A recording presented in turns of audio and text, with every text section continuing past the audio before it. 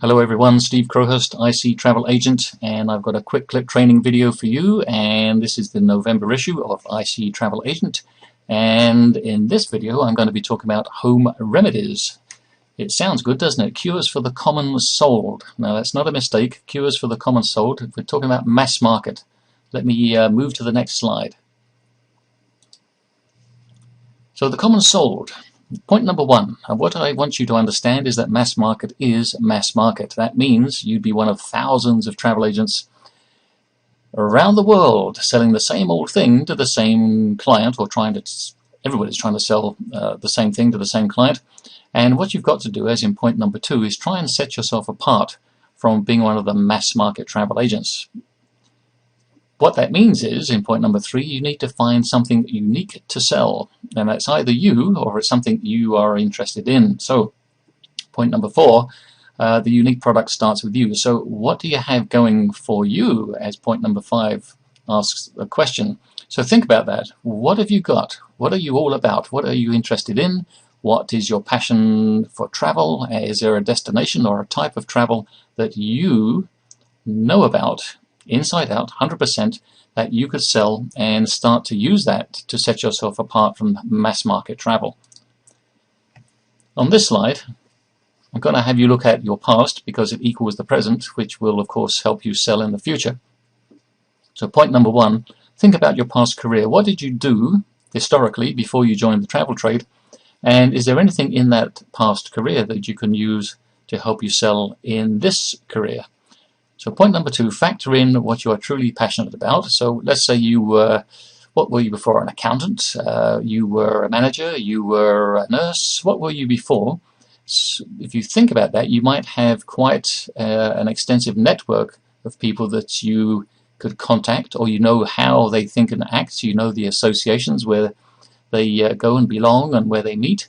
So things like that will help you dig into your past career, dig up those key points, and now attach what you're truly passionate about. So if you had a nursing career, for instance, and you want to sell weekend breaks or quick weeks away, or that could be mass market. But what if you knew a specific beach somewhere on a fantastic island that very few travel agents would know about, and you're passionate about selling that destination? Now you've got something to work with.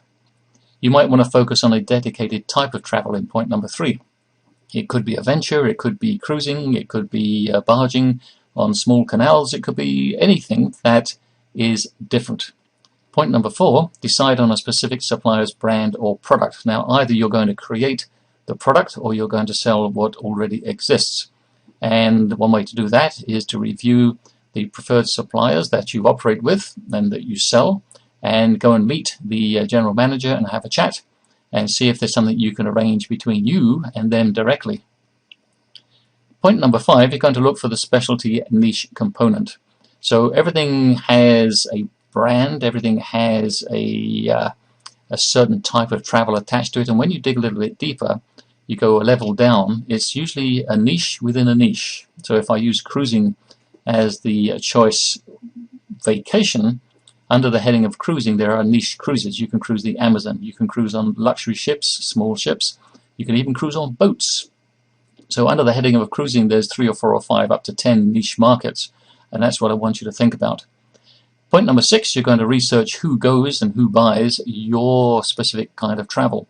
So whatever it is that you're going to specialize in, you have to do some research. And typically what that means is that you go to the magazine rack.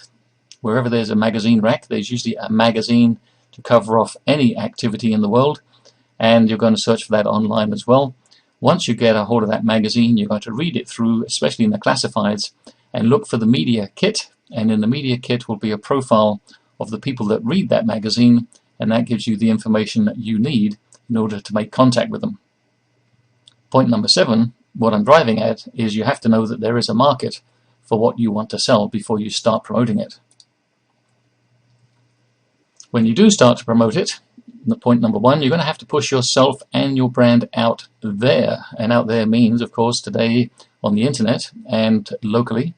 And if you're working from home, which you are, then you've got to use various methods, one of which would be, point number 2, you could use the media or a press release. You could do local advertising in community newspapers. You might even want to invite yourself to be questioned on a radio talk show. All of those things still work today. What I'm talking about here is point number 3, is the concept of local store marketing. And there's an article in this magazine, this issue, November, all about local store marketing. Point number 4, I want you to think of this as you might regarding a garage sale or a yard party. No one's going to turn up if there's no directions. So you have to give directions to prospects to find your site or discover you somehow, somewhere, or on social networks, specifically to consider the type of speciality in travel that you're offering. Point number 6, upon arrival at your website, there should be more promotions. So your website really has to have a call to action on it in point number 7. So when I land on your website, it's got to be a fantastic website. It's got to really talk up your speciality, and it's got to drive me to go a little bit further and make a call or send an email. So closing that sale, point number 1, a call to action should push the prospect, that's your prospective client, to your email or your phone. So we don't want to keep pushing the prospect around the internet all the time. Somewhere in there we've got to cut to the chase and ask them to call us or make contact. So point number 2, make it easy to do business with you. Offer them a chance to come and visit you or meet you somewhere that they could book online possibly. You could even offer group rates and group bookings. Maybe one of these prospects is in an association or a club of some kind and they can bring 30 people. So let them know that those kind of rates are available. And if you're not doing it yet, you should be using Skype so that you can talk face-to-face to anybody that makes contact with you. Skype is number 1 for home-based travel agents who want to sell face-to-face. Alright, that's it. We're done. We're finished. So what else do you need to know? Let me know, as I say right there, and I will come back to you as soon as possible. So thanks for reading, thanks for watching. I hope you can make some extra sales happen today by selling your speciality. Bye for now.